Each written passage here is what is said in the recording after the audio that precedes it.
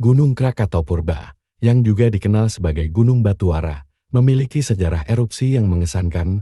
Pada abad ke-5 Masehi, letusannya yang dahsyat membelah Pulau Jawa dan melahirkan Pulau Sumatera. Berdasarkan naskah Jawa kuno, letusan ini disertai guntur menggelegar, goncangan bumi, kegelapan total, petir, dan kilat. Air bah besar mengalir dari Gunung Batuara ke timur menuju Gunung Kamula, memisahkan Pulau Jawa menjadi dua dan menciptakan Pulau Sumatera.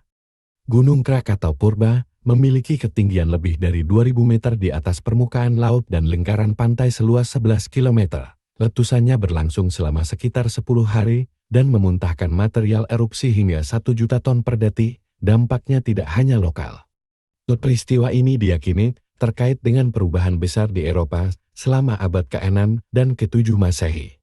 Letusan Gunung Krakatau Purba juga mempengaruhi peradaban kuno, termasuk Persia Purba di Asia Barat, Nazca di Amerika Selatan, dan Maya di Amerika Tengah. Suhu udara yang mendingin setelah letusan memicu wabah penyakit sampar bubonik dan mengurangi jumlah penduduk di berbagai tempat di dunia secara signifikan. Seiring berjalannya waktu, Gunung Krakatau Purba mewarisi letusan-letusan besar dan menjadi induk bagi gunung anak Krakatau yang masih aktif hingga saat ini. Kepulauan vulkanik ini terus mengajarkan kita tentang kekuatan alam dan perubahan geologis yang terjadi di wilayah Selat Sunda. Letusan Krakatau yang dimulai pada tanggal 20 Mei tahun 1883 dan berlangsung hingga 21 Oktober tahun 1883. Peristiwa dahsyat dalam sejarah. Pada tahun 1883, Gunung berapi Krakatau di Hindia Belanda sekarang Indonesia mengalami letusan yang mengguncangkan dunia. Berikut adalah kronologi peristiwa tersebut. Erupsi Gunung Krakatau dimulai sejak Mei. Intensitasnya mulai bertambah pada Minggu, 26 Agustus tahun 1883. Letusan awal terjadi pada pukul 12.53 menit dan sangat dahsyat, hingga mencapai puncaknya sehari setelahnya, pada Senin, 27 Agustus tahun 1883. Letusan ini mengakibatkan gelombang tsunami yang merusak wilayah sekitarnya dan menyebabkan lebih dari 36.000 orang tewas. Setelah Gunung Krakatau Purba hancur, terbentuklah kaldera atau kawah besar di bawah laut. Tepi kawahnya membentuk 3 pulau, Pulau Rakata, Pulau Panjang, Pulau Rakata Kecil, dan Pulau Sertung. Kemudian, terbentuklah Gunung Krakatau baru, yang kelak juga meledak hebat, serta hancur pada tahun 1883. Saat ini, Gunung Anak Krakatau masih aktif dan menjadi bagian dari kompleks Gunung Krakatau. Pada tanggal 29 Desember tahun 1927, Gunung Krakatau mengalami letusan bawah laut yang terjadi terus-menerus sampai 15 Januari tahun 1929. Letusan ini menyerupai air mancur dan mengakibatkan air tersembut di pusat kompleks Gunung Api Krakatau. Gunung Anak Krakatau. Letusan dahsyat. Gunung Anak Krakatau, yang lahir dari letusan bawah laut pada tahun 1927, telah menjadi salah satu gunung berapi paling aktif di dunia. Terletak di perairan Selat Sunda antara Pulau Jawa dan Sumatera. Gunung ini terus tumbuh dan menunjukkan aktivitas vulkanik yang signifikan. Pada suatu malam yang gelap, Gunung Anak Krakatau meletus dengan dahsyat. Lava merah menyala mengalir deras dari puncaknya, menciptakan sungai api yang mengalir ke laut. Awan abu tebal membumbung tinggi ke langit, menutupi bintang-bintang dan menciptakan pemandangan yang menakutkan. Kilatan petir menyambar di sekitar kawah, menambah dramatisnya letusan tersebut. Di sekitar gunung, laut bergolak dengan gelombang besar yang dihasilkan oleh letusan. Kapal-kapal nelayan berusaha menjauh dari area berbahaya. Sementara burung-burung terbang panik menjauh dari awan abu, suara gemuruh letusan terdengar hingga ke pulau-pulau terdekat. Mengingatkan semua orang akan kekuatan alam yang luar biasa. Letusan ini tidak hanya menciptakan pemandangan yang menakjubkan, tetapi juga mengingatkan kita akan pentingnya kewaspadaan dan kesiapsiagaan dalam menghadapi bencana alam. Gunung Anak Krakatau terus menjadi simbol kekuatan alam yang tak terduga dan keindahan yang memukau. Pada tahun 1950-an, Gunung Anak Krakatau mengalami letusan besar. Pada dekade tahun 1950-an, Gunung Anak Krakatau yang terletak di Selat Sunda mengalami salah satu letusan besar dalam sejarahnya. Gunung ini, yang merupakan anak dari Gunung Krakatau yang meletus dahsyat pada tahun 1883, terus menunjukkan aktivitas vulkaniknya sejak terbentuk pada tahun 1927. Letusan pada tahun 1950-an ini ditandai dengan semburan abu vulkanik yang mencapai ketinggian beberapa kilometer di atas permukaan laut. Material piroklastik dan lava yang dikeluarkan dari kawah gunung menyebabkan perubahan signifikan pada morfologi gunung tersebut. Letusan ini juga mempengaruhi lingkungan sekitar, termasuk laut dan pulau-pulau kecil di sekitarnya. Aktivitas vulkanik yang intens ini memicu kekhawatiran di kalangan penduduk dan ilmuwan. Mereka terus memantau perkembangan gunung ini untuk mengantisipasi kemungkinan letusan susulan yang lebih besar. Meskipun letusan ini tidak sebesar letusan Krakatau pada tahun 1883. Dampaknya tetap signifikan bagi ekosistem dan kehidupan manusia di sekitarnya. Gunung Anak Krakatau terus menjadi objek penelitian bagi para vulkanolog dan geolog yang berusaha memahami dinamika vulkanik dan potensi bahaya yang ditimbulkannya. Letusan pada tahun 1950-an ini menjadi salah satu catatan penting dalam sejarah aktivitas vulkanik di Indonesia. Letusan Gunung Anak Krakatau pada tahun-tahun 1980-an. Pada dekade 1980-an, Gunung Anak Krakatau kembali menunjukkan aktivitas vulkaniknya yang mengagumkan. Terletak di perairan Selat Sunda, gunung ini merupakan anak dari Gunung Krakatau yang terkenal dengan letusan dahsyatnya pada tahun 1883, meskipun tidak sekuat letusan pendahulunya.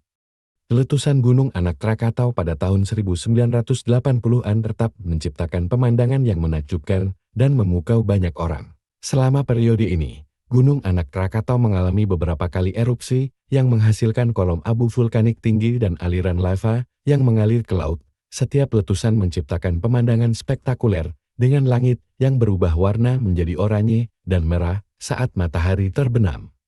Berpadu dengan kilauan lava yang mengalir dari puncak gunung, pemandangan ini tidak hanya menarik perhatian para ilmuwan dan peneliti, tetapi juga wisatawan yang datang untuk menyaksikan keajaiban alam ini. Salah satu momen paling menakjubkan terjadi ketika letusan besar pada tahun 1981 menghasilkan kolom abu setinggi 600 meter yang terlihat dari kejauhan. Abu vulkanik yang menyebar ke atmosfer menciptakan efek visual yang memukau.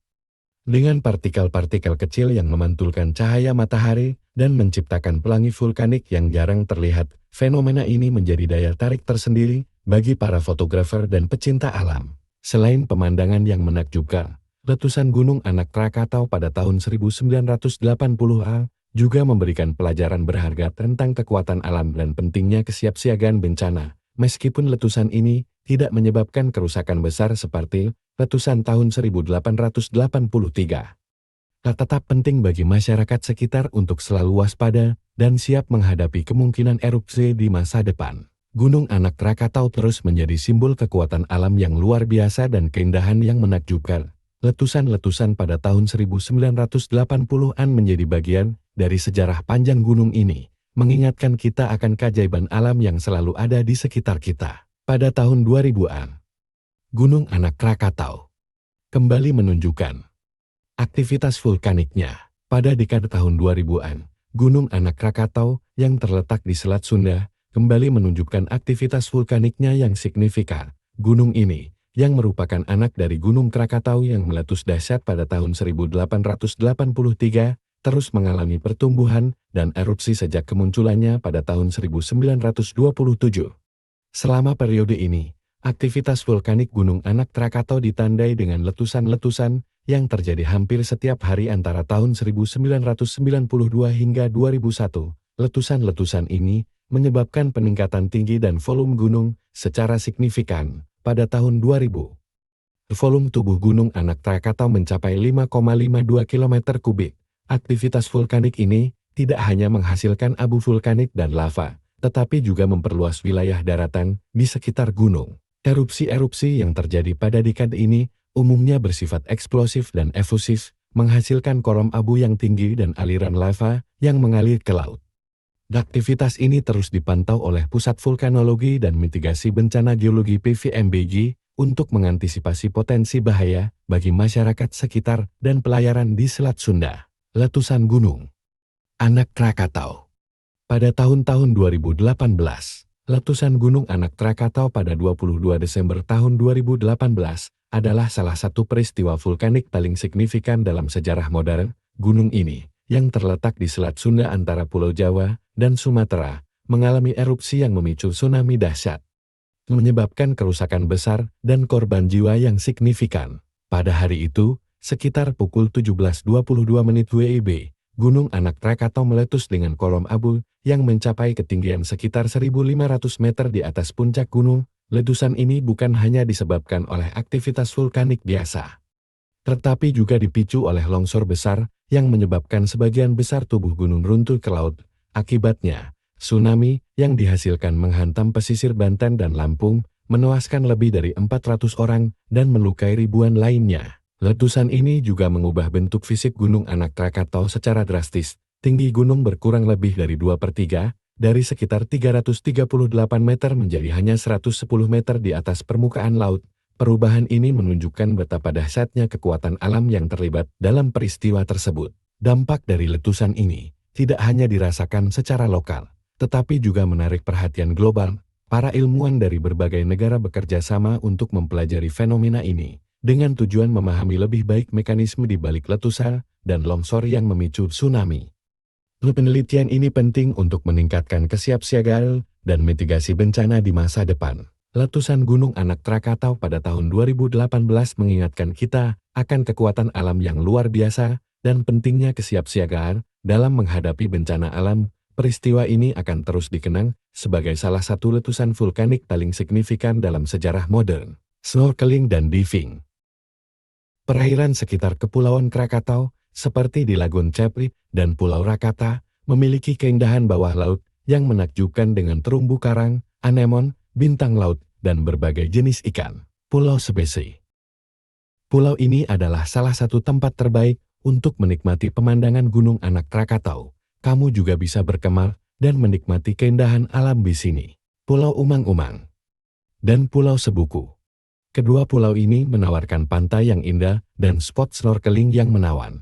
Krakatau Park terletak di kawasan Pelabuhan Bakauheni, Lampung. Taman hiburan ini menawarkan berbagai wahana permainan dengan pemandangan laut yang memukau.